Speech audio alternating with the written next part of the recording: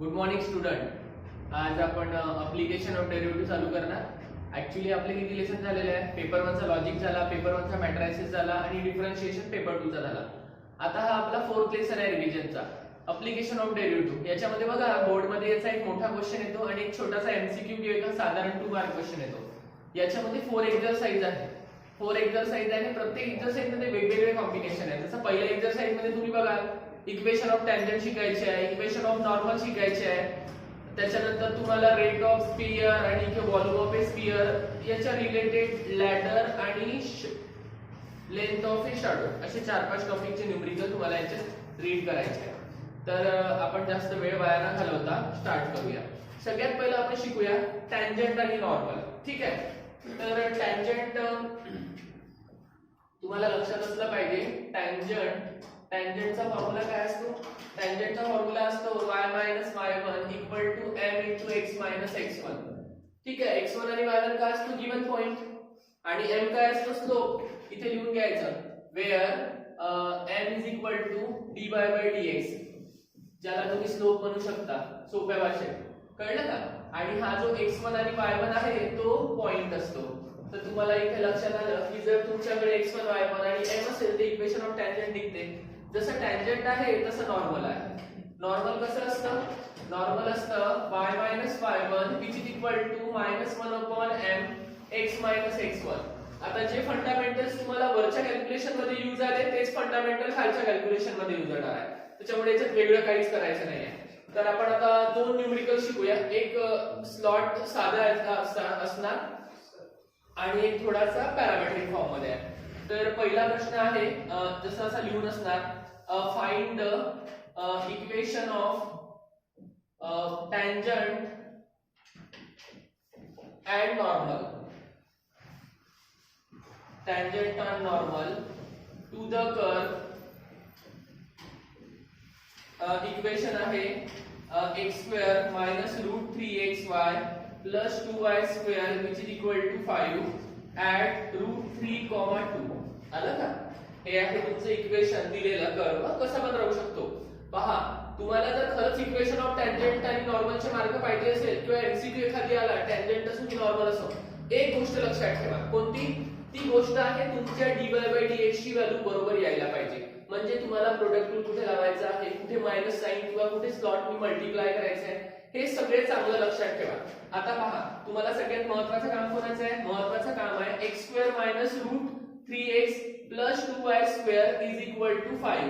याला properly differentiate करा. तुम्हाला आन्सर मिळाला तर समजा. तर याला डिफरन्शिएट करायचं. डिफरन्शिएट कशाने करायचं? With respect to x both side. आता हे बघा, हे थोडं शॉर्ट मध्ये लिहितो, हे तुम्हाला लक्षात आलेले असेल.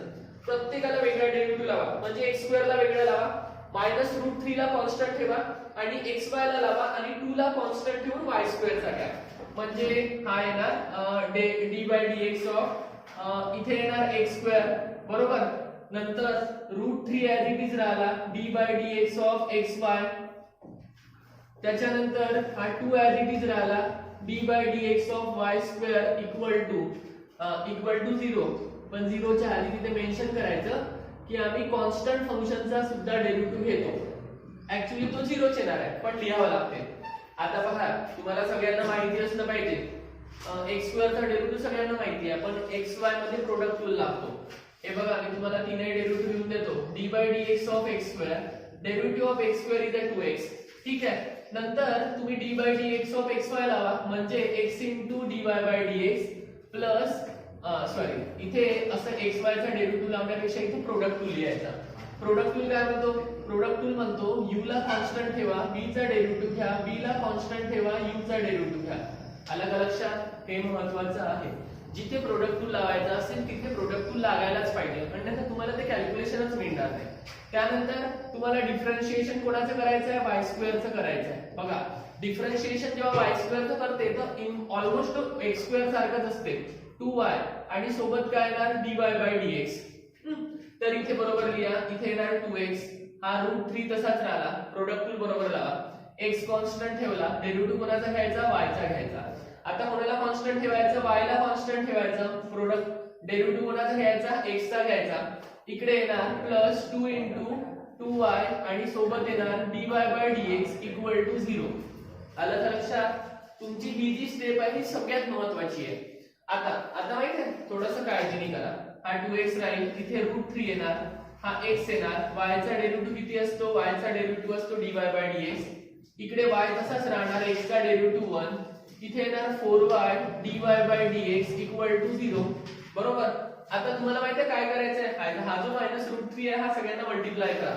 जास्तीत जास्त मुलं हा -√3 नी पहिल्या टर्मला मल्टिप्लाय करतात.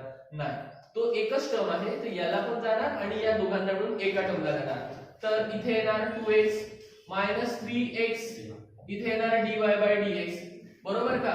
इथे येणार -3y 4y आणि dy/dx = किती येणार? 0. मग हा 2x तिकडे जाणार, हा -√3 तिकडे जाणार, इथे येणार -3√x dy/dx. बरोबर? इकडे येणार +4y dy/dx. हा जर तिकडे गेला, -3 तिकडे गेला तर +3y येणार, आणि हा +2x तिकडे गेला तर -2x येणार. काय कॉमन निघाला? dy/dx. म्हणजे इथे येणार -3√x 4y, इथे काय येणार सोबत? dy/dx √3y 2x. ठीक, तर हे याच्या खाली घ्या, म्हणजे तुमचा आन्सर आला dy/dx √3y 2x. खाली काय येणार?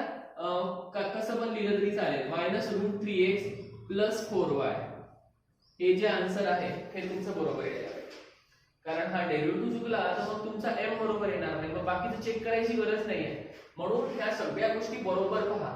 मी तुम्हाला प्रत्येक टर्मचा डेरिव्हेटिव्ह लिहून दिला, x² चा लिहून दिला, xy चा लिहून दिला आणि y² चा पण लिहून दिला, आणि त्याला फक्त अप्लाय करायचं आहे. आणि डेरिव्हेटिव्ह घेतल्यानंतर बऱ्याचशा मुलांची चूक होते, हे -√3 नी फक्त एका टर्मला मल्टिप्लाय करतात. काही मुलं तर मग भयंकरच करतात, √x नी x ला पण मल्टिप्लाय करतात, dy/dx ला पण करतात. नाही, हे दोन टर्म मल्टिप्लिकेशन मध्ये एकच टर्म बनणार ते, म्हणून आपण एकच टर्म बनवली. ठीक आहे. आता तुम्हाला मी काय सांगितलं, dy/dx काढल्यानंतर तुम्हाला एक क्वेश्चन मध्ये पॉइंट दिला असते.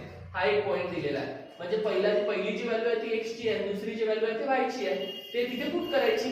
आलं लक्षात? हा, सगळ्यांना हे डिफरन्शिएशन कळलं असेल एवढं.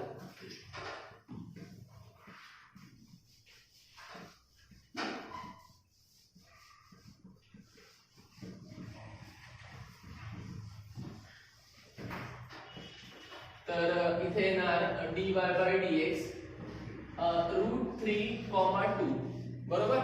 तर हे जे √3 आहे त्याला x म्हणायचं, 2 आहे त्याला y म्हणायचं. बरोबर? पुट करा. √3 × 2 -2 × √3. ठीक, इकडे येणार √3 × √3 आणि इथे येणार 4 × 2. बरोबर लिहा. 2 × √3, इथे पण 2 × √3. हे झाले 3 + 8. न्यूमरेटर मध्ये बघा, दोन्ही सारखे कॉम्बिनेशन आहे. खाली किती आन्सर येईल त्याला काहीच किंमत नाही, कारण सारखे कॉम्बिनेशन आहे आणि मधामध्ये मायनस साइन आहे. आता मधामध्ये मायनस साइन आहे तर सगळ्यांनाच कळते की त्याचा आन्सर 0 येणार. आणि मी तुम्हाला सांगितलं होतं, जे आपल्या dy/dx ची व्हॅल्यू असते तोच आपला m असते, म्हणजे ज्याला आपण स्लोप म्हणतो. म्हणजे तुमची m ची व्हॅल्यू 0 आली. आता m ची व्हॅल्यू 0 आली म्हणजे टँजंट काढा आणि नॉर्मल काढा. इथे एरो करायचा आणि इक्वेशन ऑफ टँजंट लिहून टाकायचं. इक्वेशन ऑफ टँजंट काय असते? हा असते फॉर्म्युला y - y1. इथे येणार m x - x1. हा, m ची व्हॅल्यू किती आहे? 0. पहा, आता लिहायची पण एक पद्धत आहे. m 0 आहे. आता पहा, जेव्हा तुम्ही टँजंट आणि नॉर्मल काढता याला x1 y1 घ्यायचा. x1 म्हणजे √3 आहे, y1 म्हणजे तुमचा 2 आहे. बरोबर? ते इथे पुट करा. y - 2 येणार, इथे 0 येणार, x - √3. आता इथे 0 आला, पाहायची गरज नाही, सरळ y - 2 = 0, किंवा याला y = 2 लिहिलं तरी चालेल. हे झालं तुमचं इक्वेशन ऑफ टँजंट. बरोबर आहे? आला टँजंट. y - 2 तो पण करेक्ट आहे, y = 2 तो पण करेक्ट आहे. एमसीक्यू आला तर दोन तरी कोणतं तरी एक इक्वेशन दिलं राहील. जसं तुम्ही टँजंट काढलं तसंच तुम्ही नॉर्मल काढायचं.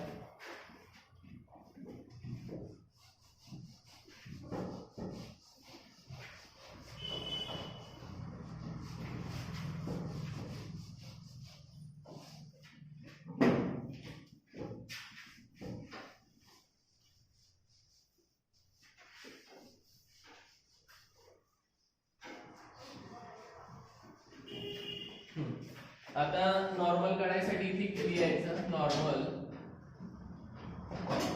काय equation? y - y1 = -1/m x - x1. पहा m ची व्हॅल्यू फिक्स पुट करायची आहे, फक्त -1/m हा ऍडिशनल पार्ट आहे. y1 ची व्हॅल्यू 2 आहे, m ची व्हॅल्यू 0 आहे. इथे येणार x -√3 हा 0 याला मल्टिप्लाय होणार म्हणजे 0 * y - 2 -1 * x -√3. आता हा 0 इंटू ब्रॅकेट म्हणजे पूर्ण 0 म्हणजे 0 झाला. -1 * x -√3 या -1 ला याच्या खाली लिहा. 0 = x -√3. यालाच तुम्ही इकडे आणलं तर त्याला असं पण लिहू शकता. याला म्हणायचं इक्वेशन ऑफ नॉर्मल. हा झाला टँजंट, हा झाला इक्वेशन ऑफ नॉर्मल. पेपर मध्ये एमसीक्यू आला तर कोणता तरी एकच येईल ना, टँजंट काढायला किंवा नॉर्मल काढायला. 3 मार्क्सचा क्वेश्चन आला तर दोनही येणार किंवा 4 मार्क्सचा क्वेश्चन आला तरी दोनही येणार. हे आलं म्हणजे हे फार काही अवघड नाहीये, कोणी पण करू शकते. याच्यामध्ये कधी कधी पॅरामेट्रिक येते. पॅरामेट्रिक आलं तर मुलं गडबड करतात, म्हणून आपण एक पॅरामेट्रिकचा न्यूमेरिकल घेऊ ज्याच्यात टँजंट आणि नॉर्मल काढायचे. ठीक आहे.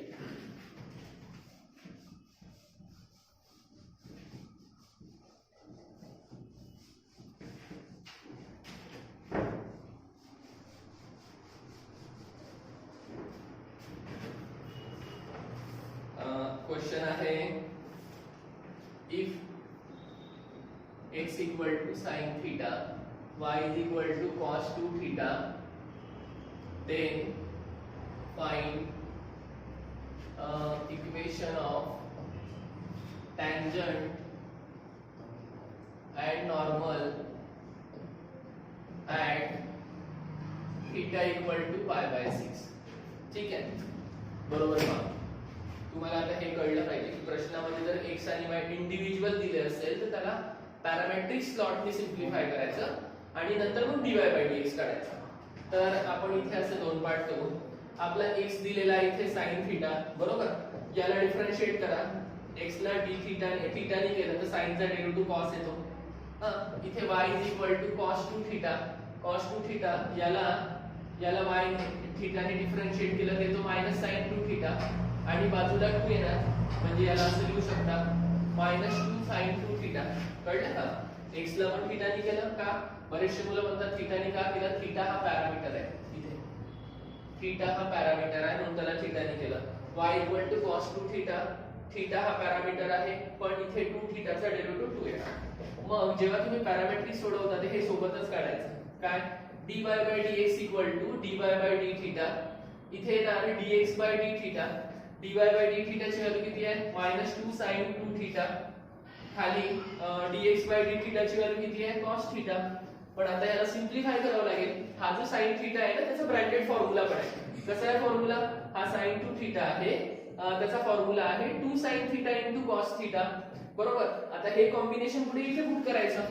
तर हे इथे येणार therefore dy/dx = -2 * 2 sin θ cos θ. खाली cos θ आहे. cos θ हा cos कटला -4 sin θ dy/dx. आलं का लक्षात?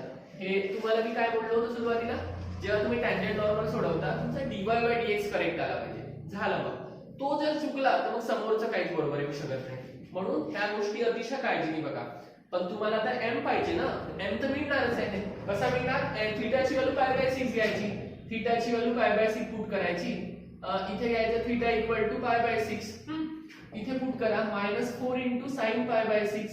बऱ्याच मुलांना ना रेडियन आणि डिग्रीचा एक इश्यू आहे. हा π/6 आहे.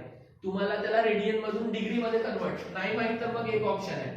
इथे बघा sin π/6 चा अर्थ होतो sin 30 डिग्री आणि sin 30 डिग्रीचा अर्थ होतो 1/2. सोपं आहे. कसं लक्षात ठेवायचं मला सांगा. हा जो खाली 6 आहे ना त्याला कितीनी मल्टिप्लाय केल्यावर 18 येतात? 3. 6 3 18 ना, म्हणून 30 डिग्री. 3 असेल तर 6 नी मल्टिप्लाय करायचं म्हणजे याचा अर्थ π/3 चा अर्थ 60 डिग्री होतो. बरोबर. मग इथे पुट करायचं -4 * 1/2 म्हणजे आन्सर किती आलं? -2. कोणाचा आन्सर आला? -2 m चं. तुम्हाला मार्किंग पण असते ना. बऱ्याच मुलांची तक्रार असते, सर आम्हाला स्टेप मार्किंग मिळत नाही. मिळतात. हे काढलं की काहीतरी मार्क मिळावं देणार, हे काढलं की काहीतरी मार्क देणार. तुम्ही म्हणाल सर मी फक्त एवढं लिहून ठेवलं, हे फक्त एवढं, तर मग ते त्याच्यावर अवलंबून आहे त्याला द्यायची की नाही द्यायची. कारण एवढे लिगल असं मार्किंग नसते एकदम. आता इथे टँजंट काढायची. टँजंट काढायची. पहिला फॉर्म्युला लिहायचा आपला. काय formula? y minus y1 equal to m into x minus x1. ठीक आहे. तर m ची व्हॅल्यू किती आहे? m ची व्हॅल्यू -2 आहे. m ची व्हॅल्यू आहे -2. x1 आणि y1 ची व्हॅल्यू आता इथे बघा, इथे थोडी कसरत आहे. बऱ्याचशा मुलांना मोठा प्रश्न पडेल की सर x1 y1 तर दिलाच नाहीये. नाही, दिला आहे. तो थोडासा तुम्हाला बरोबर पाहायचा आहे. आता बघा, x1 म्हणजे आपला हा sin थीटा. इथे पुट करायचा sin π/6 ची व्हॅल्यू पुट करायची. हा झाला तुमचा x1. बघा, हे गणित का महत्त्वाचं आहे कळलं का? जेव्हा तुम्हाला पॅरामेट्रिक फंक्शन मध्ये न्यूमरिकल येईल आणि म्हणेल की टँजंट नॉर्मल काढा, ते x1 y1 कधी दिला नसणार. हे तुम्हाला मेहनत करून काढायची आहे. आणि इकडे x1 आता झाला y1 काढा. y1 ची व्हॅल्यू किती आहे? cos 2 थीटा आहे. cos 2 थीटा म्हणजे इथे येणार cos 2 into π/6. आता cos 2 into π/6 म्हणजे π/3 झाला, कारण 2 3 चा cos π/3 पण 1/2. म्हणजे तुम्हाला x1 पण 1/2 मिळाला, y1 पण 1/2 मिळाला. आता पुट करा. कळलं का? हे असं काढायचं आहे x1 y1 पॅरामेट्रिक मध्ये, म्हणून त्याला सिम्प्लिफाय करून पाहावं लागतं. बरोबर आहे? आता तुम्ही इक्वेशन काढायचं टँजंट आणि नॉर्मल. इथे येणार टँजंट, इथे येणार y. नाही, ते तर आपण लिहिलेलंच आहे. डायरेक्ट कॅल्क्युलेशन करू. करा पुट आता y मायनस 1/2. इकडे किती? इथे -2 ना, x मायनस 1/2. बरोबर. काय करणार आता? एक काम करू ना, क्रॉस मल्टिप्लाय करून घेऊ इथे आणि नंतर 2 2 कॅन्सल करू. हा येणार 2y minus 1 upon 2 minus 2 2x minus 1 upon 2. आता बऱ्याचशा मुलांना कॅन्सलेशन मध्ये पण अडचण असते. सर हा याच्यासोबत कटणार का? हो, त्याच्यासोबत पण कटू शकते. हा 2 याच्यासोबत पण कटू शकते. तुम्ही कोणाही सोबत कॅन्सल करा, उत्तर तेवढंच येणार आहे. ठीक आहे. आता जास्त डोकं न लावता याच्यासोबत कॅन्सल करा. आणि हा इथे शिफ्ट करावा लागेल. इथे येणार 2y minus 1 minus 2 into 2x minus 1. तर इथे येणार 2y minus 1 minus 4x plus 2. बरोबर. तर हे काय झालं? x च्या टर्मला इकडे आलं का? कारण हा जो 4x आहे त्याचा कोएफिशियंट निगेटिव्ह आहे, म्हणून तो इकडे येणार. या 2 ला पण इकडे आला, म्हणजे हा 4x इकडे आला, तो प्लस राहणार. हा ऑलरेडी प्लस आहे, हा -1 आहे आणि हा +2 इकडे आला -2. याचा अर्थ काय झाला? 4x plus 2y minus 3 equal to 0. आलं का लक्षात? 4x plus 2y minus 3 equal to 0 हे काय? Equation of tangent. अतिशय सोपं. अशाच पद्धतीने करायचं. तो म्हणाला सर हे तर आम्ही 10th मध्ये पण इक्वेशन ऑफ लाईन काढायला शिकलो. लाईन काढायला शिकवलं, पण हे एवढी प्रोसेस तुम्ही तेव्हा नाही शिकले, म्हणून ती प्रोसेस आता करायची आहे. आता नॉर्मल काढून टाकू. नॉर्मलचा फॉर्म्युला काय आपला? असं लिहायचं, इक्वेशन ऑफ नॉर्मल लिहा किंवा नॉर्मल लिहायला तरी चालेल. y minus y1 equal to -1 upon m. इथे येणार x मायनस x1. ठीक. तर इथे पुट केलं तर y मायनस 1/2 येणार. इथे येणार -1 आणि -2. इथे पण x मायनस 1/2. जे मगाडी केलं ते आता करायचं. 2 तिकडे जाणार, हा इकडे येणार. पहिल्या दोघांचे मायनस कापून टाका. ठीक आहे. इथे येणार 2y -1 अपॉन 2. इथे येणार 1/2. इथे येणार 2x - 1 अपॉन 2. हा 2 आणि 2 कॅन्सल झाला. मगाडी असे काटले होते, आता असे काटले. काही करा, सारखंच आहे. आता असे कटू शकत नाही ना, कारण तो पण 1/2 खाली आलेला आहे. म्हणजे हा जो 2 आहे ना, तो इथे येणार, म्हणजे इकडल्या ब्रॅकेटला मल्टिप्लाय होणार. हे सगळं चांगलं शिकायचं आहे. तुम्हाला माहिती आहे का, बऱ्याचशा मुलांना खूप चांगले कॅल्क्युलेशन आहेत, पण हे असे जे अल्जेब्रिक कॅल्क्युलेशन आहे, ट्रान्सफर ऑफ एलिमेंट, काही मुलांचे माहिती आहे का गैरसमज पण फार मोठे असतात. कसे? सर हा 2 इकडे गेल्यावर मायनस होणार, तो मल्टिप्लिकेशन किंवा डिव्हिजन मध्ये आहे, अशांचे साइन चेंजेस होत नाही. ऍडिशन सबट्रॅक्शन वाल्या टर्मचे साइन चेंजेस होतात. तर हे जे गैरसमज तुम्ही करून घेतले हे नाहीशी करावे लागेल. बरोबर. तर इथे आता इथे पुट करा. इथे येणार 2 into 2y minus 1 equal to 2x minus 1. बरोबर. तर याला मल्टिप्लाय करा 4y मायनस 2. इथे येणार 2x मायनस 1. हे 4y तिकडे, हा 2 पण तिकडे. इथे येणार 2x मायनस 4y मायनस 1 आणि हा प्लस 2 इक्वल टू किती आला? 0. इथे येणार 2x minus 4y plus 1 equal to 0. हे झालं तुमचं इक्वेशन ऑफ नॉर्मल. बरोबर का? असं माहिती मार्किंग कुठे असते? Formula last mark. मधातल्या स्टेपला थोडंसं दुर्लक्षित केलं जाते. एखादी वेळा एखादी प्लस मायनस असेल तर एवढं बारकाईने पाहायला जात नाही. पण last answer is main part. ठीक आहे. तर तुम्हाला आय होप की टँजंट नॉर्मल कळले असेल, कारण आपण एक साधं आणि हे घेतलं. आता जे पहिली एक्झरसाइज आहे त्याच्यात अशी खूप व्हेरिएशन टाइप आहे. म्हणजे आता त्याच्यात असा पण एक प्रश्न आहे की फाइंड द पॉइंट्स, नंतर आहे की स्फिअर आम्ही रेट ऑफ व्हॉल्यूम दिलाय, तुम्ही रेट ऑफ सरफेस एरिया काढा, मग म्हणतात आहे की लेंथ ऑफ शॅडो काढा, मग म्हणतात आहे की लॅडरचे क्वेश्चन्स आहे. तर आपण ते सगळे बघू आज.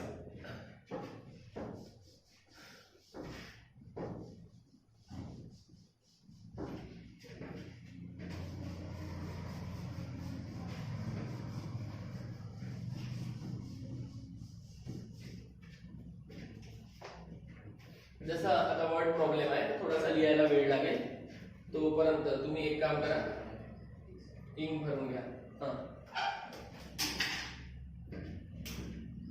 तर क्वेश्चन आहे, a particle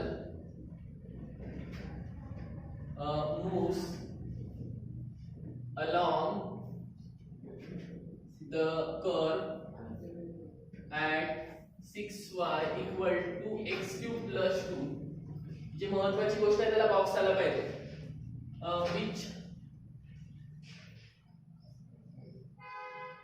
at which y coordinate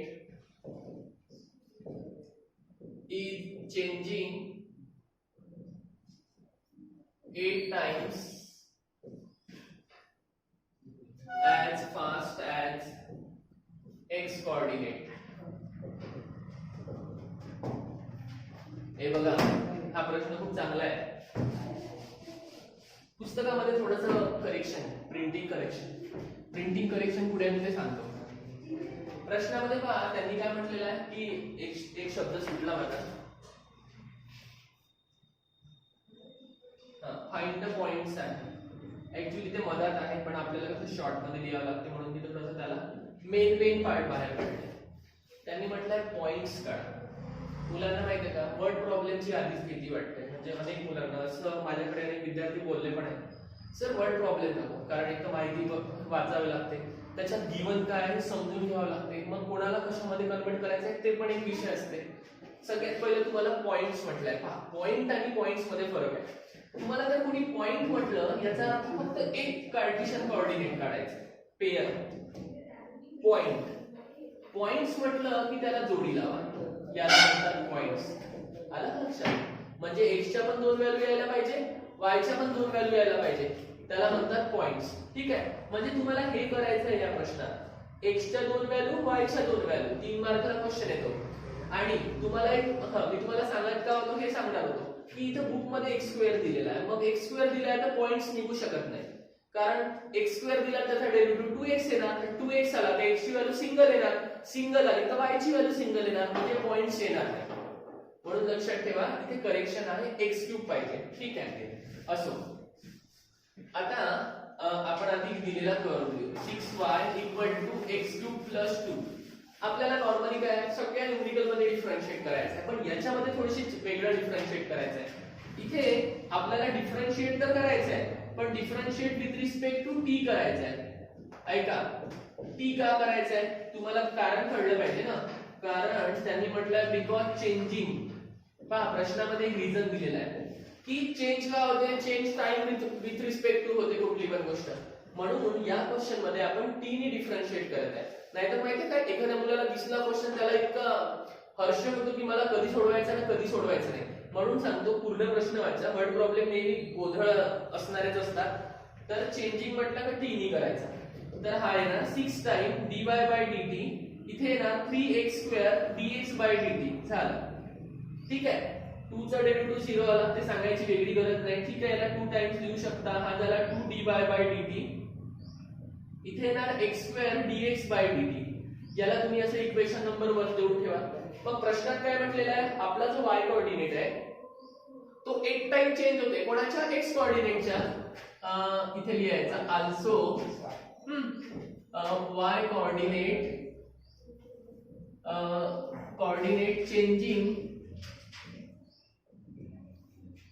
8 times as x coordinate.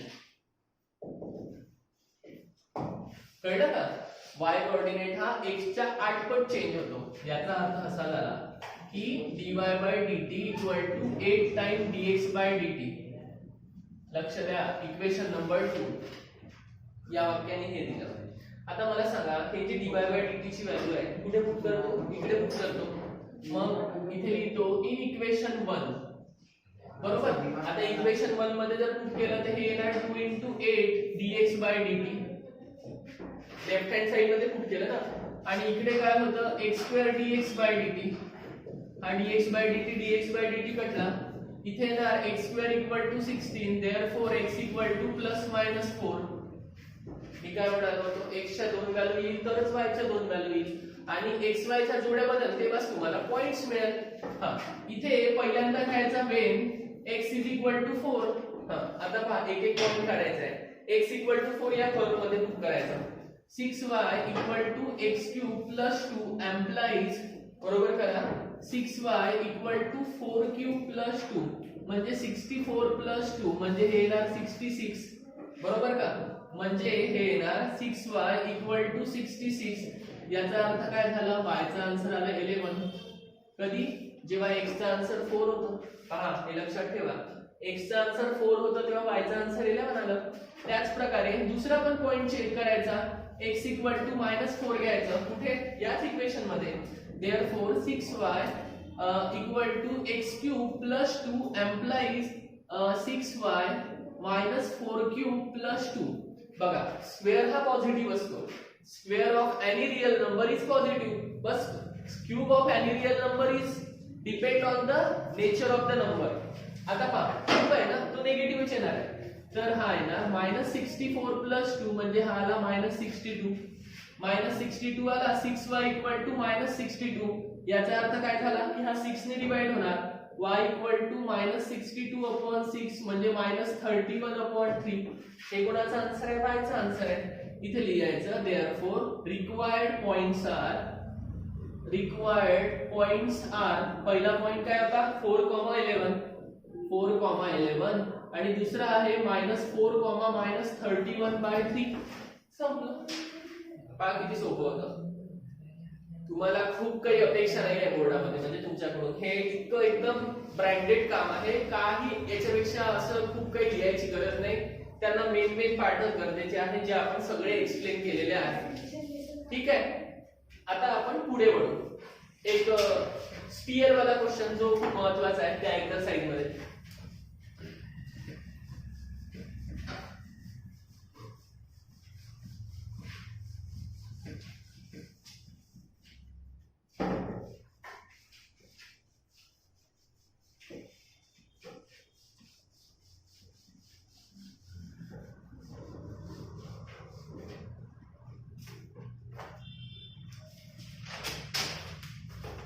बघा, क्वेश्चन आहे the volume of A sphere. या एक्सरसाइज मध्ये 3 न्यूमेरिकल आहे स्फिअरचे आणि तिघांचेही ऑलमोस्ट सेम पॅटर्न आहे. हा, त्याच्यामुळे एकाची प्रॅक्टिस करा, 2 असे बरोबर ऑब्झर्व करा, संपलं. स्फिअरचा न्यूमेरिकल आला तुम्हाला कोणता येऊन द्यायचा. Volume of A sphere increase at the rate of 20 centimeter cube per second. Find the rate of change of its surface area when its radius is 5 centimeter. बघा, हा 4 मार्क का क्वेश्चन आहे छोटासा. याच्या हिंट काय आहे बघून घ्या. याच्या हिंट आहे तुम्हाला व्हॉल्यूम ऑफ ए स्फिअर माहिती पाहिजे आणि surface area of A sphere माहिती पाहिजे. या 2 गोष्टी माहिती असेल हे न्यूमेरिकल सिम्प्लिफाय झालं. आणि याच्यामध्ये अजून एक गोष्ट शिकण्यासारखी आहे, ती आहे की तुम्हाला सगळ्यात आधी कशाची व्हॅल्यू फाइंड आउट करायची आहे. तुम्हाला जर हे कळून चुकलं की व्हॅल्यू या टर्मची फाइंड आउट करायची आहे, मग ते पण सोपं झालं. तर आधी मी तुम्हाला इथे हिंट लिहून देतो, याच्याशिवाय तुम्हाला करताच येणार नाही. Volume of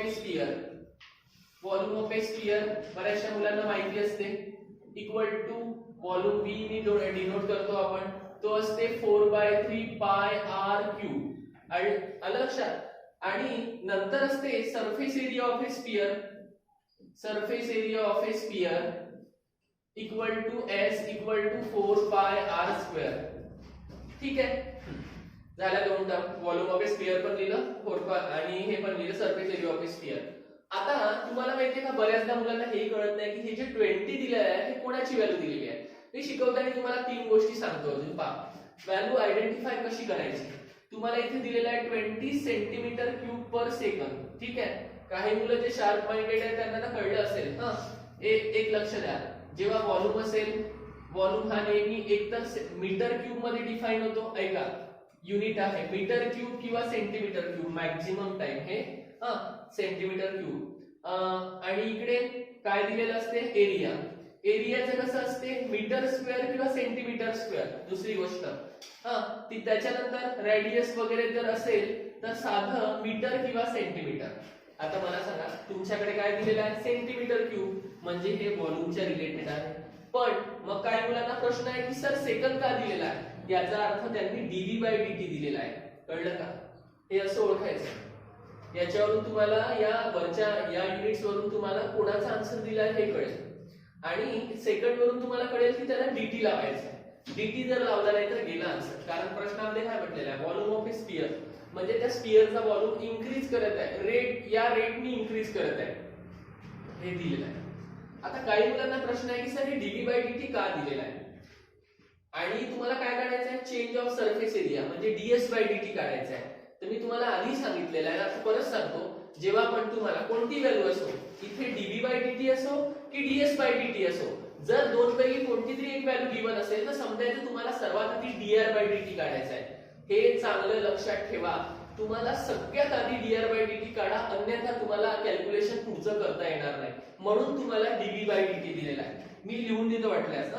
we have to find first dr/dt. हे सगळ्यात पहिल्यांदा काढायचं आहे. आता मी काय करतो, व्हॉल्यूमचा फॉर्म्युला लिहितो, त्याला डिफरन्शिएट करतो, तिथे व्हॅल्यू सबस्टिट्यूट करतो. इथे लिहायचं वी नो दॅट व्हॉल्यूम आता लिहूनच दिलेला आहे 4 पाय 3 पाय आर क्यूब. ठीक, याला डिफरन्शिएट केलं तर इथे येणार dv/dt. चांगलं लक्ष द्या, 4 पाय 3 पाय कॉन्स्टंट टर्म म्हणजे 4/3 पाय आणि याचा डेरिव्हेटिव्ह येणार 3r² dr/dt. कळलं का, नाहीतर बस तुम्ही 3r² लिहून ठेवाल. 3r² सोबत dr/dt लिहिणं का गरजेचं आहे, कारण तुम्ही डिफरन्शिएट करणारा व्हेरिएबल हा वेगळा आहे. जर तुम्ही त्याला r ने डिफरन्शिएट केलं असतं तर ते dr/dt नसतं आलं, पण r ने डिफरन्शिएट नाही करत आहे म्हणून dr/dt आलं. तर इथे येणार 20 कारण dv/dt ची व्हॅल्यू आहे. इकडे 3 कटला, हा आला 4 पाय r² आणि इथे आला dr/dt. 4 1 जा 4 5 जा, हे पूर्ण डब्याच्या खाली घ्या. dr/dt इक्वल टू 5 पाय r². पहिलं काम झालं. आपण म्हटलं होतं हेच काढायचं आहे पहिल्यांदा. हे तेव्हा पण काढायचं जर तुम्हाला ds/dt दिलं असेल तरी हे काढल्याशिवाय तुम्हाला सेकंड पार्ट काढता येणार नाही. आता सेकंड पार्ट कोणता आहे, अल्सो तुम्हाला सरफेस एरिया बद्दल बोलले. सरफेस एरिया आपण लिहून ठेवलेला आहे, काय आहे 4 पाय r². पण तुम्हाला साधा सरफेस एरिया नाही विचारलाय, रेट विचारलाय, म्हणजे डिफरन्शिएट करा. डिफरन्शिएट केलं की इथे येणार ds/dt, इथे येणार 4 पाय r² चा 2r, हा स्क्वेअरचा झाला, r चा परत dr/dt. आता कळलं असेल तुम्हाला आपण dr/dt का काढलं. dr/dt नसतं काढलं तर आपण इथे कोणती व्हॅल्यू पुट करायचा हा आपल्याला शेवटपर्यंत कळलं असतं. बघा, आता ही व्हॅल्यू इथे पुट करायची. हे झालं 8 पाय r, इथे किती येणार 5 पाय r². बरोबर, पाय कटला, इकडला 1r आणि 1r कटला, इथे किती वाचला 8 × 5/r. ठीक, तुम्हाला लास्ट मध्ये r दिलेला आहे. बघा, त्यांनी म्हटलं रेडियस हे 5 सेंटीमीटर आहे. बट इथे लिहायचं r 5 सेंटीमीटर, म्हणजे आन्सर येणार 8 × 5/5. कॅन्सल झाला 8. तुम्ही काय काढला ds/dt. युनिट कशात दिलं होतं, सेंटीमीटर क्यूब मध्ये, म्हणजे तुमचं युनिट आलं सेंटीमीटर स्क्वेअर पर सेकंद. हा झाला तुमचा सरफेस एरियाचा रेट. कळलं का. अशा प्रकारे हा 3 मार्कचा न्यूमेरिकल आहे किंवा 4 मार्कचा न्यूमेरिकल आहे, काही चौकट नाही. असे न्यूमेरिकल 3 आहे. सगळ्यांनी चांगला सराव करा. कोणत्याही परीक्षेत आला तरी तुम्ही कधी सोडवू शकता. ठीक आहे. आता एक मी घेतो लेंथ ऑफ शॉर्ट वाला, कारण तो खूप महत्वाचा आहे, मुलं खूप घाबरतात.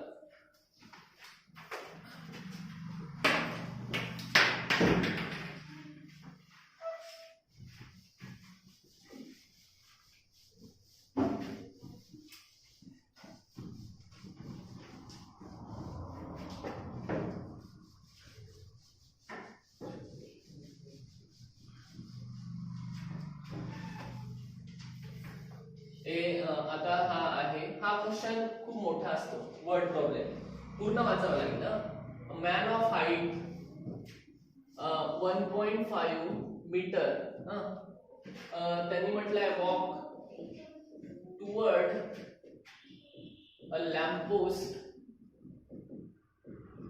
Walk toward a lamp post of height 4.5 meters at the rate of 3/4 meter per second. Find the rate at which his shadow is shortening. आणि सेकंड आहे टीप ऑफ ए शॅडो. बघा, प्रश्न चांगला वाचायला लागेल तेव्हाच कुठं तुम्हाला येणार, अन्यथा येत नाही हा प्रश्न. म्हणजे चांगल्या विद्यार्थ्याला येत नाही, म्हणून चांगला समजून घ्या. खूप अवघड नाही आहे, खूप सोपं आहे, पण थोडंसं वेगळे कन्सेप्ट आहे. त्यांनी म्हटलंय एक मॅन आहे ज्याची हाईट 1.5 मीटर आहे. तो लॅम्प पोस्टच्या टुवर्ड वॉक करत आहे. हा डायग्राम काढावा लागेल. हा त्याला लॅम्प पोस्ट, याची हाईट आहे 4.5. ठीक. एक मॅन आहे ज्याची हाईट आहे 1.5. तो इकडे चालत येत आहे, टुवर्ड म्हटलंय ना. आणि त्यांनी म्हटलंय की या लॅम्प पोस्टची जी पण सावली आहे ती या मॅनच्या डोक्यावर पडली आणि ती तिकडे फॉरवर्ड होणार आहे. म्हणजे ही डायग्राम अशी येणार, थोडी कमी जास्त झाली पण डायग्राम अशी येणार. तर तुम्हाला काय करायचंय, लेंथ ऑफ ए शॅडो म्हणजे ती सावली कोणत्या रेटनी समोर जाते, कळलं का? लेंथ ऑफ ए शॅडो म्हणजे त्या सावलीचा रेट काय आहे समोर जाण्याचा. माणूस जसा जसा इकडे लॅम्प पोस्ट कडे येतो तर तशी तशी सावली कोणत्या वेगाने समोर जाते तो रेट काढायचा आहे. आणि टीप ऑफ अ शॅडो म्हणजे तो शेवटचा टोक काढायचा आहे जिथे सावली जाऊन थांबणार आहे. म्हणजे याला म्हणतात टीप ऑफ ए शॅडो. पहा, समजलं पाहिजे. याला लॅम्प पोस्ट म्हणून आपण याला नाव देऊ ए आणि बी. ठीक आहे. याला असं ओ वगैरे नाव देऊन टाकू, याला एम एन नाव देऊन टाकू. बऱ्याचशा मुलांच्या डोक्यात आलं सर पायथागोरस लागेल, मग पायथागोरस लागतो. लेंथ ऑफ राईट अँगल ट्रायंगलच म्हटलंय, थोडासा डायग्राम मागे पुढे झाली पण राईट अँगल ट्रायंगल झाला आणि दोन राईट अँगल झाले. आपण एक राईट अँगल आणि एक मोठा राईट अँगल. तर हे असं राहणार, आधी मेन्शन करायचं. एबी काय आहे, एबी तुमचा लॅम्प पोस्ट आहे. लॅम्प पोस्ट आहे किती मीटरचा आहे, 4.5 मीटरचा आहे. त्याच्यानंतर तुमचा एम एन काय आहे, एम एन आहे height of the man. Height of a man किती मीटर आहे त्याची मॅनची height, height of a man आहे 1.5 मीटर. ठीक आहे. नंतर हे याला वाय द्या म्हणजे distance of man and lamp post. याला एक्स घ्या. हे कोणतं डिस्टन्स आहे, या डोक्यावरून पडणाऱ्या सावलीचं म्हणजे लेंथ ऑफ ए शॅडो.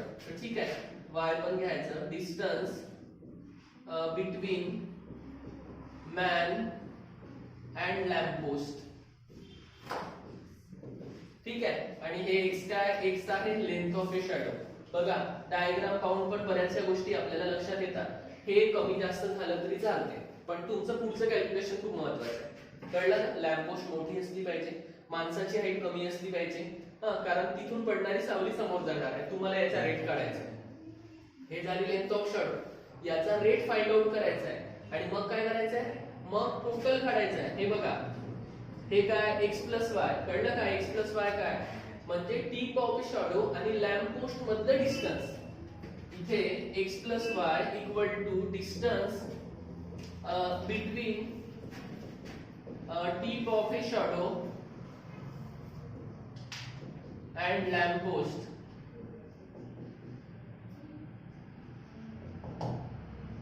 आलं लक्षात? आता इथे दोन ट्रायंगलचा आधी सांगून द्यायचं डिस्क्रिप्शन की triangle ABO is a right angle triangle, triangle MNO is also right angle triangle. मग तुम्ही 10th मध्ये शिकले ना सिमिलिट्री ऑफ ट्रायंगल, बस तोच कन्सेप्ट लावायचा आहे. Here triangle ABO is a right angle. कुठे आहे राईट अँगल? B वर राईट अँगल आहे बघा, आणि MNO N वर आहे. At B and triangle MNO is right angled at N. Therefore, by similarity of triangles, दोघे राईट अँगल ट्रायंगल आहे. त्याच्या प्रॉपर्टी आहे की प्रॉपर्टी काय आहे? Total distance upon lamp post height. कळलं का? म्हणजे हे distance between lamp post and tip of a shadow upon lamp post. कारण टोटल डिस्टन्स कुठून आहे? O पासून OB पर्यंत आहे ना. B चा संबंध कोणाशी आहे? Lamp post. Lamp post equal to length of a shadow upon height of a man. Length of a shadow upon height of a man. झालं. तर टोटल डिस्टन्स किती आहे? x plus y. Length of a shadow किती आहे? 4.5. म्हणजे इथे येणार x plus y upon 4.5. नंतर लेंथ ऑफ ए शॅडो किती आहे? x, आणि हे किती आहे? 1.5. बरोबर. आता डोकं लावून काम करा की 1.5 1 जा 1.5 3 जा. एवढं सोपं आहे. x plus y upon 3 equal to x. पटकन क्रॉस मल्टिप्लाय करायचं. x plus y equal to 3x. हा x तिकडे न्या. y equal to 3x minus x which is equal to 2x. आलं का लक्षात? हे कॅल्क्युलेशन मी तुम्हाला आधी बोललो होतो, फार सोपी आहे. फक्त सुरुवातीचा डाटा कसा तयार करायचा लक्षात ठेवून घ्या. लॅम्प पोस्ट काय नाव आहे? AB. झालं. MN त्या माणसाची हाईट. झालं. इकडे लेंथ ऑफ ए शॅडो. खतम. Distance between lamp post and height of the man. खतम. नंतर total distance between tip of a shadow आणि काय? Lamp post. असं पटापट डिस्क्रिप्शन. नंतर दोन ट्रायंगल जे आहेत ते राईट अँगल आहे. बाय सिमिलिट्री ऑफ ट्रायंगल पटापट total distance between lamp post and tip of a shadow upon lamp post. नंतर length of a shadow upon height of a man. झालं. हे इतकं आलं. आता याला डिफरन्शिएट करायचं पण टी नी. का? रेट काढायचा आहे ना. तुम्ही माहितीये का आवेशामध्ये त्याला x नी डिफरन्शिएट करायला म्हणाल सर y चा derivative dy by dx 2x चा डेरिव्हेटिव्ह 2. अरे रेट नाही झाला तो. Rate with respect to time असते. त्यांनी म्हटलंय की ती सावली कशी पुढे जाते त्याचा रेट सांगा, म्हणून टाइम नी डिफरन्शिएट करायचं आहे. म्हणून थोडंसं काळजीने करा. उत्तर आल्यानंतर जमाय. थोडंसं बाकी आहे. आता आपल्याला काही गोष्टीची गरज पडणार आहे म्हणून मी ते लिहून ठेवलाय. हा रेट आपल्याला दिलेला आहे. प्रश्नात अजून काही दिलं होतं का एकदा बघू द्या. ठीक आहे. आता हा मला मिटवायची गरज आहे. हे थोडंसं मिटवायच्या आधी सांगतो. त्यांनी 3/4 रेट दिलेला आहे. 3/4 रेट दिलेला आहे. त्यांनी म्हटलंय का 3/4 देताना ऍट द रेट 3/4 लॅम्प पोस्टच्या वॉक टुवर्ड. म्हणजे हा जो माणूस आहे तो माणूस इकडे जात आहे ना. कुठे जात आहे? त्यांनी म्हटलंय ना a man of height 2 meter. man of height 1.5 meter walk toward a lamp post. म्हणजे हा जो व्यक्ती आहे तो लॅम्प पोस्ट कडे येत आहे. म्हणजे याचा रेट दिलेला आहे. कळलं का? हे असं समजलं पाहिजे. 3/4 तुम्हाला y ची व्हॅल्यू नाही दिली आहे, dy by dt ची व्हॅल्यू दिली आहे. चालण्याची स्पीड आहे ना. खाली s दिलाय म्हणजे टाइम आला पाहिजे. नाही तर बरेचसे मुलं माहितीये का y ची व्हॅल्यू देतील. y ची व्हॅल्यू नाही दिली आहे, रेट ची व्हॅल्यू दिली आहे. हा माणूस या वेगाने लॅम्प पोस्ट कडे चालत होता आणि सावली तशी समोर जात होती असं दिलेलं आहे त्यांनी. बघा एकदा.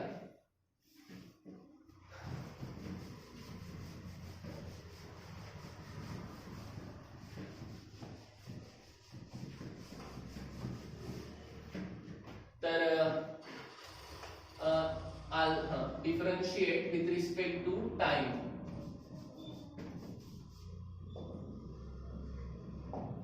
with respect to time both side.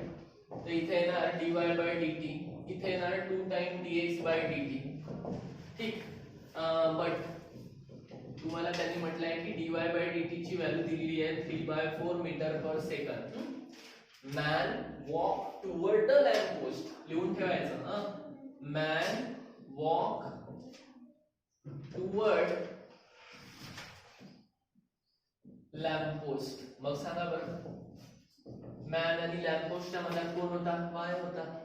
बरोबर आहे ना? मॅन आणि लॅम्प पोस्टच्या मधात वाय होता, म्हणून dy by dt. विद्यार्थी परीक्षेत गोंधळ घालतात तिथे मग तुम्ही फसणार, कारण तुम्हाला व्हॅल्यू आयडेंटिफाय करता नाही म्हणून सांगतोय.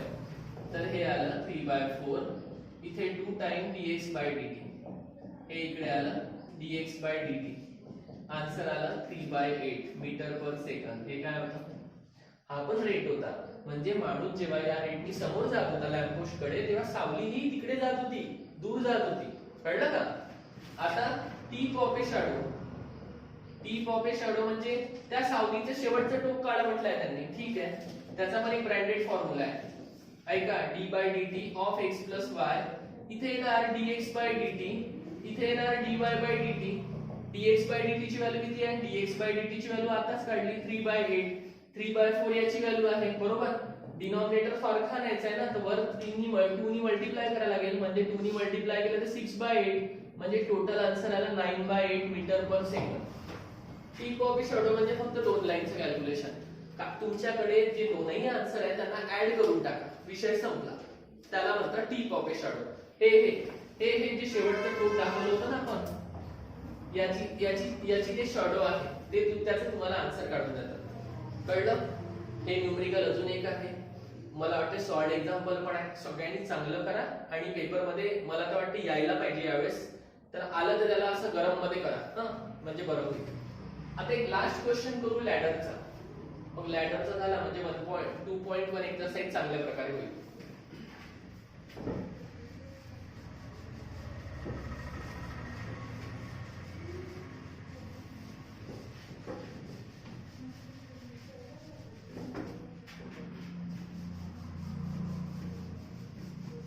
इथे ना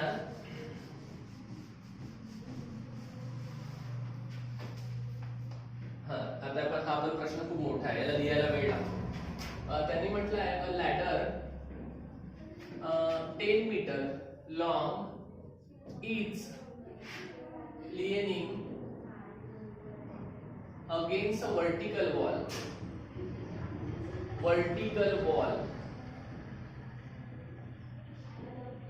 ठीक है. If the bottom of the ladder is pulled horizontally away from the wall at the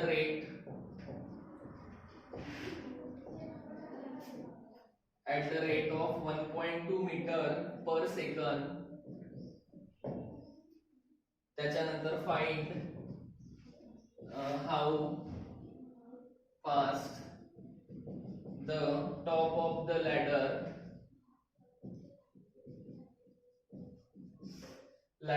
is sliding down. हा शब्द खूप महत्वाचा आहे आणि याचं उत्तर आपल्याला सर्वात शेवटी मिळणार आहे प्रश्नाच्या.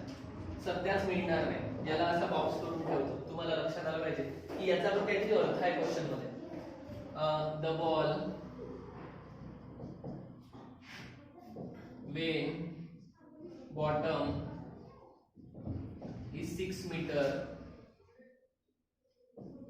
याची गरज पडणार आहे. is away from wall.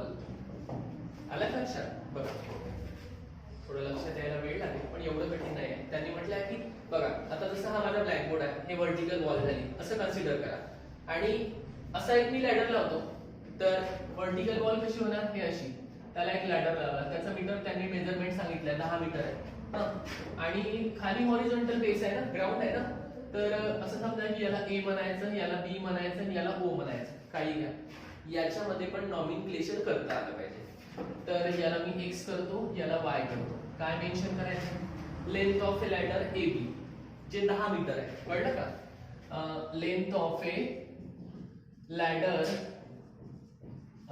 तो आहे ए बी, जो किती आहे 10 मीटर. त्याच्यानंतर x bottom of a ladder, bottom of a ladder, bottom of a ladder काय आहे एक्स, बरोबर, ज्याला तुम्ही ओबी म्हणू शकता. ओबी म्हणजे एक्स आहे. नंतर टॉप ऑफ ए लॅडर, वरचा भाग आहे ना, top of a ladder equal to किती ओ ए, म्हणजे ज्याला वाय म्हणू शकता. ठीक, हे आता नॉमेनक्लेचर केलं.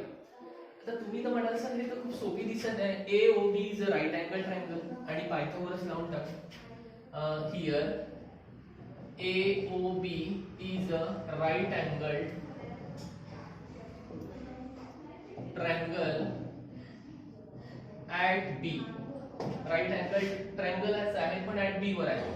मग तुम्हाला माहित आहे by Pythagoras theorem is, Pythagoras theorem is x square plus y square equal to, किंवा याला असं लिहू शकता ना, ao square plus ob square equal to ab square. इथे येणार x square plus y square equal to 10 square, म्हणजे x square plus y square equal to 100. Equation number 1. Pythagoras theorem अतिरिक्त सांगायची गरज नाही, तुम्ही 10th मध्ये भरपूर प्रमाणात केलेला आहे आणि चांगल्या प्रकारे माहिती आहे. कुठे लागते त्याची कंडिशन पण माहिती आहे. याला परत डिफरन्शिएट कशाने करायचं, टाइमने. कोणीही एक्स ने करू नका, आपल्याला रेट फाइंड आउट करायचा आहे की ती जी लॅडर आहे ती स्लाइडिंग डाऊन कोणत्या रेटने होते, तो रेट आला म्हणजे टाइम आला. तर याला डिफरन्शिएट करा with respect to time both side, बरोबर. तर हा येणार 2x, हा पा 2x आला, सोबत इथे dx बाय dt येणार, इथे येणार 2y, इथे काय येणार dy by dt equal to किती आला 100 चा डेरिव्हेटिव्ह 0. कोणालाही कोणत्या साइडला द्या उत्तर सारखंच येणार आहे. जसं आता हा इकडे गेला, हा इकडे गेला, तिथे येणार 2x dx बाय dt, इकडे किती येणार -2y dy बाय dt. आलं का लक्षात? अतिशय सोपं होतं. आता मी 2 2 कॅन्सल करून घेतो, कोणालाही कोणाच्या खाली लिहून घेतो. जसं आता याला इकडे लिहिलं, काही फरक पडत नाही. y ला इकडे लिहा, x ला तिकडे लिहा, डिव्हिजन मध्ये जाणार आहे. आणि इकडे मी ठेवून घेतो. आपल्याला या 2 लाईन गरजेच्या आहेत, या ठेवतो कारण याची गरज पडणार आहे.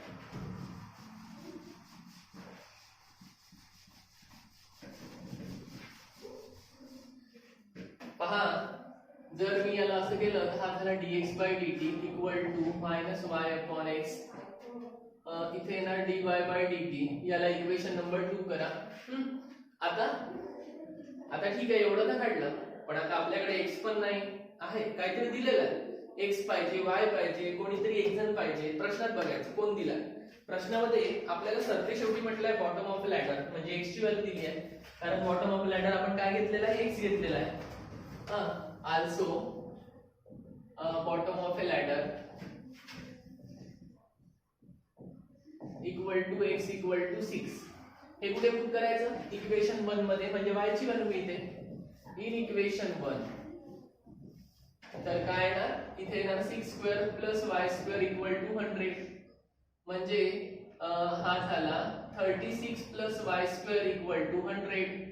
हा तिकडे गेला तर y square equal to 100 minus 36 which is equal to 64. y ची व्हॅल्यू 8 आली. आलं का, समजलं? y ची व्हॅल्यू 8 आली, म्हणजे चला 2 व्हॅल्यू आपल्याला मिळाल्या. आता प्रश्नामध्ये काय म्हटलेलं आहे, प्रश्नामध्ये पण काय म्हटलेलं आहे ना, 1.2 मीटर मी काय होत आहे, if the bottom of a ladder is pull horizontally. ऐका, हा जो बॉटम ऑफ अ लॅडर आहे, bottom of a ladder pull horizontally म्हणजे असा, याचा अर्थ काय झाला, dx बाय dt ची व्हॅल्यू दिली आहे तुम्हाला आणि dy बाय dt ची व्हॅल्यू काढायची आहे. नाव किंवा इथे लिहा, but dx by dt is equal to 1.2 metre. याला तुम्ही असं करा ना, 12 by 10 which is equal to 6 by 5. असं काय घेतलं त्याचं कारण लिहायचं आपल्यासाठी. आता ते स्लाइडिंग डाऊन तुम्ही लक्षात ठेवलं असेल. त्यांनी म्हटलंय ना, त्यांनी म्हटलंय bottom of a ladder pull horizontally, bottom of a ladder pull horizontally. आलं का लक्षात? मग मला सांगा बरं, bottom of the ladder x आहे, याचा अर्थ त्याचा रेट दिलेला आहे. हे कुठे पुट करायचं, तुम्ही याला इक्वेशन 2 देऊन ठेवलाय ना, हे इक्वेशन 2 मध्ये लिहा. आता 2 मध्ये लिहिलं तर इथे येणार 6/5. इकडे किती येणार, y ची व्हॅल्यू 8 आहे, x ची व्हॅल्यू 6 आहे, इथे आहे dy/dt. हे पूर्ण इकडे आणा. therefore dy/dt equal to minus sign कुठे लिहिता येते, काही विषय नाही. 6/5 इंटू 6/8 किती झाले, हे झाले -36/40. याला कसं लिहायचं, -9/4 आणि याला लिहायचं 4 इंटू 10. 4 कटला, किती आला, dy/dt आला -9/10 इक्वल टू -0.9 काय मीटर पर सेकंद. आता प्रश्नामध्ये म्हटलं होतं ना स्लाइडिंग डाऊन. स्लाइडिंग डाऊनचं काय, लक्ष द्या रे. स्लाइडिंग डाऊनचं असते आयुष, लक्ष द्या की -0.9 का आलं, -0.9 आलं, याचा अर्थ स्लाइडिंग डाऊन आहे. Negative sign indicate that ladder is sliding down. कळलं का, हे याच्यासाठी तुम्हाला नेगेटिव्ह साइन आलेला आहे. म्हणजे तो लॅडर असा खाली खाली येत होता आणि ते खाली येण्याची जी प्रोसेस आहे ते मायनस साइन ने इंडिकेट करत आहे. इथे असं एरो करून लिहायचं, negative sign indicates that ladder is sliding down.